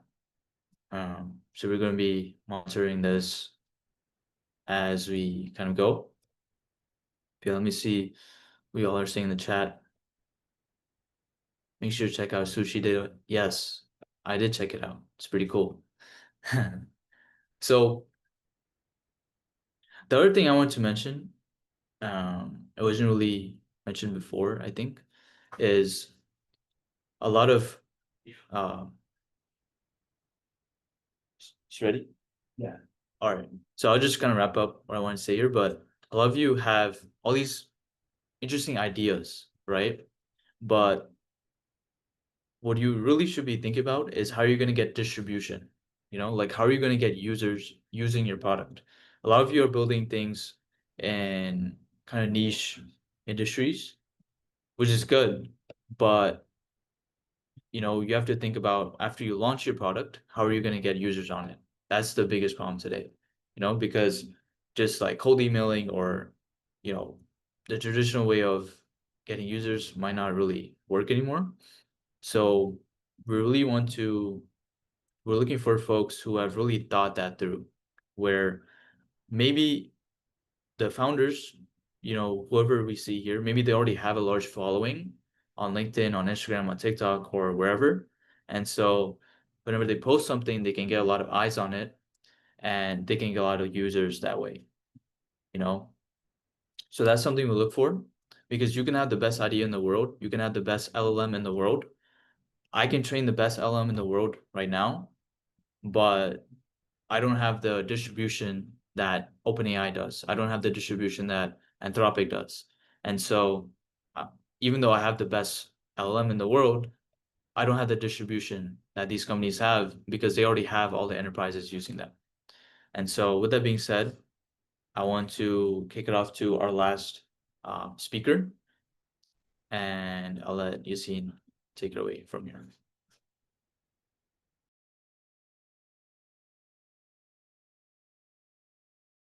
Guys, can we get some praise for Faizan? He's been building out the platform the last couple of days, so drop some W's in the chat for that. He's been dedicating a lot of time to make this happen, and excited for you guys all to meet him. Add Faizan on LinkedIn. Feel free to add Faizan on LinkedIn as well.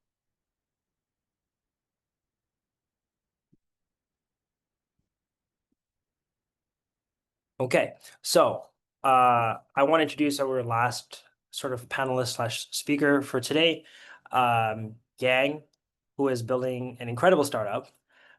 Just completed his undergrad at Stanford, and he was the #1 student in New Zealand for math. So Yang, you want to just share a little bit about your personal background, and then what you're building now, and some more cool things about you. Sounds good. Thanks, Yassine. Thanks, guys. Thanks, Faizan. I can give a bit of a yap about, about myself and Composite. But yeah, I mean, like as you can, as Yassine mentioned, and as you can tell from my accent, I'm from New Zealand. I'm founder of Composite, which is an autopilot for your browser. I mean, yeah, came from New Zealand to go to Stanford, and studied computer science. As Yassine mentioned, I was fortunate enough to somehow have the highest GPA or whatever, or taught my class for computer science there. And then yeah, after graduating, I decided to be a product manager at Uber. And that's because back in my day, the highest calling of mankind for a CS major is to be a PM, because you get to be the CEO of a product or whatever that impacts the lives of hundreds of millions of people. You get to do you like get to lead a team of 15 engineers, which sounds great when you're 21 years old. And yeah, so I joined, and then but none of that was true, right? A lot of the time when you're in big tech, you end up just doing a bunch of grunt work, like a lot of you guys, I'm sure, have worked in big tech before. You're just like moving Jira tickets around or making slide decks or playing around with the kind of SQL and stuff like that. And then so yeah, I mean that inspired me to kind of start Composite, with one of my smartest friends, Charlie. And so yeah, we were fortunate enough to get into YC, to get into Neo, to get into every accelerator that we applied to, and then we were fortunate enough to kind of instead of taking those options, we actually ended up raising a seed round instead. So we turned them all down and we raised a seed round from some of the best investors in the Valley, including Anthropic, who I'm sure you've all heard of, like Menlo Ventures, Nat Freeman, Daniel Gross, SV Angel, incredible investors we were able to work with for our seed round. And yeah, now we launched our product earlier this year, like three or 4 months ago in July. And yeah, now we have like 1,000 users across hundreds of companies, including companies like Google, across companies like Meta, Uber, Salesforce, Verkada. Yeah, and essentially what we're building at Composite, you can see online at composite.com. If you want to go on composite.com, you can download it for free. But essentially we build an autopilot for your browser that you can use to stick into your browser and do work on your path, without downloading an AI browser. And so yeah, we're building incredibly awesome technology, and it's growing very, very quickly. And so I spend most of my time these days hiring engineers and hiring fantastic engineering talent. But yeah, you're welcome to try it yourself. We've got a fantastic team. We're out in SF. Yeah, if you want to learn more, you can see me tomorrow, probably like 2 or 3 p.m. You can also contact Yassine about us. Yassine, am I missing anything? Is that an okay introduction? Yeah, I think that's great. I mean, if you have like 1 or 2 seconds, guys, if you have any questions for Yang, I know it's a long day. The webinar has been, did you beat Harvard students in what? In In math? I'm not too sure. I'm actually pretty terrible at math myself. And I'm not very good at arm wrestling either. So maybe Harvard wins. I'm not too sure, but I'm sure there are, some of my best friends at Stanford are math majors. I'm sure they can hold their own. Yeah, so at Composite, I think that's a great question. At Composite, what we focus on is like, is non-technical folks, like specifically professionals. I think a lot of the AI browsers out there, things like Comet, things like Atlas, like ChatGPT, they focus very much on the consumer. It's like, hey, we want to go help you shopping, because that's like, where the money is. It's like if they can get 1% of the transaction fee on every single Amazon or Instacart order that you place, that's a lot of money. We uniquely focus on like professionals. It's like, hey, we want to help professionals like you, like a product manager or like an ops person or a recruiter or a salesperson, make your life much easier. And that's kind of what we focus on, which is why I think, we're able to kind of get amazing customers at these really great companies. And I think that also plays in large part as to why I think PMF is always elusive, but why we were able to get kind of great adoption from really great customers. Because I think it's a problem that I myself faced. When I was a PM at Uber, I was doing a huge amount of grunt work, and I knew exactly the solution that we needed to build in order to fix that, which is, hey, look, like I need to integrate in the browser. There's no APIs. I can't download a new browser at Uber. I wasn't even allowed to download Arc or any other browser. I had to use the manager instance of Chrome. The same is true for many big tech companies. So I think like having faced that problem myself allowed me to kind of build that exact solution for, other people who are in kind of my space. Yeah. Cool. I think, guys, if you have more questions, just come meet Yang. If you are interested in speaking with Yang, message me. You guys email me on contact@Headstarter, and also or DM me on LinkedIn. And here is our Discord. So if you are not in our Discord, feel free to join our Discord. Also, everyone here should have an email with our Discord link. We'll try to be very active and respond to folks there. Yang, thank you so much. So guys, Delb is in the chat for Yang. Let's give him a nice send off for participating online. So appreciate his time. So Yang, see the love in chat. Yeah. And Thanks, guys. I'll see you tomorrow. See you tomorrow. Yeah. See you guys. See you guys tomorrow. Bye. Awesome. So how would you describe composite in one word, guys? Drop in the chat.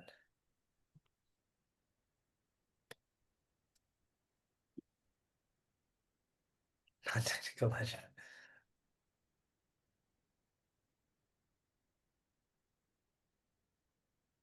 Awesome. Very cool. All right. Thank you, Yang. Appreciate it. And all right. For everyone else, we're right around 8 o'clock. How was the workshop with Abir? Can you guys share quickly? Was it helpful? Do you think in future times we cut it or do we leave it? What are your thoughts?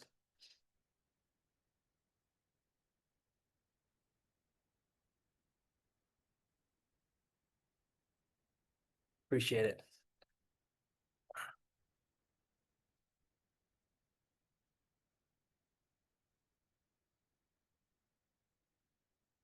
Awesome.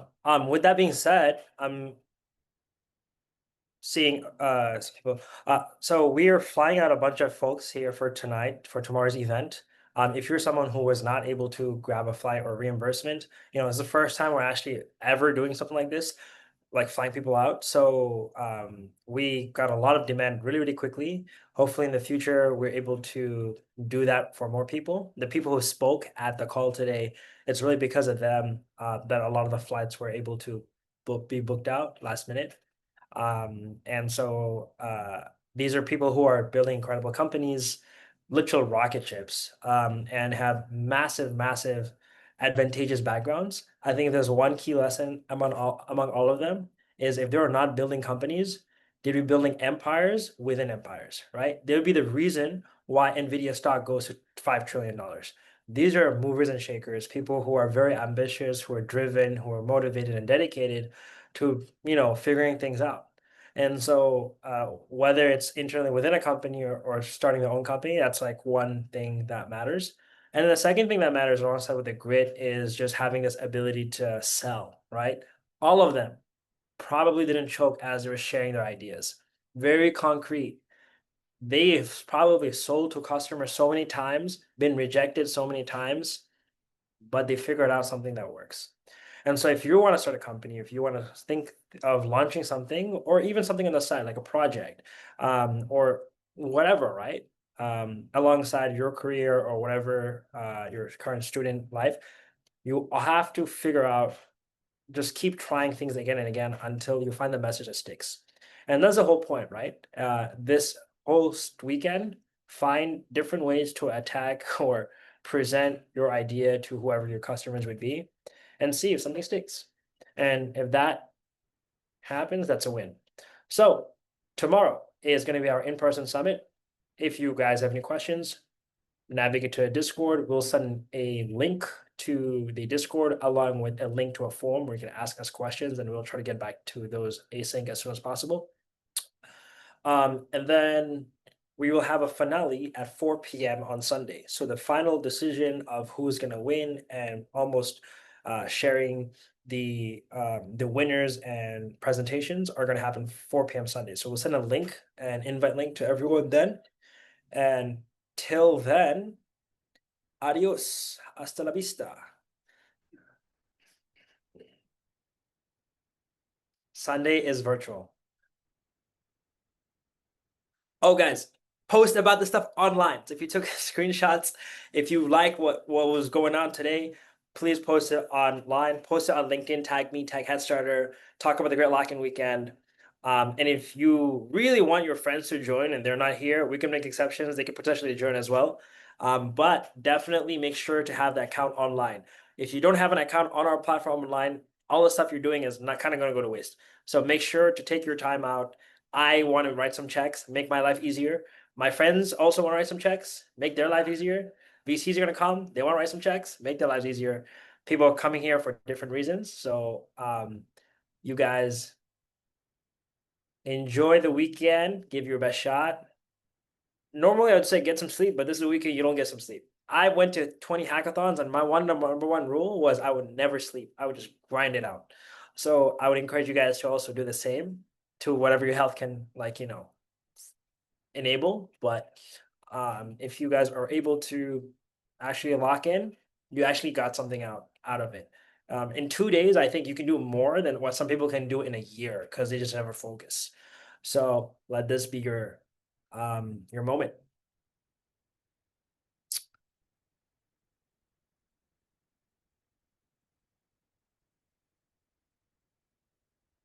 Cool.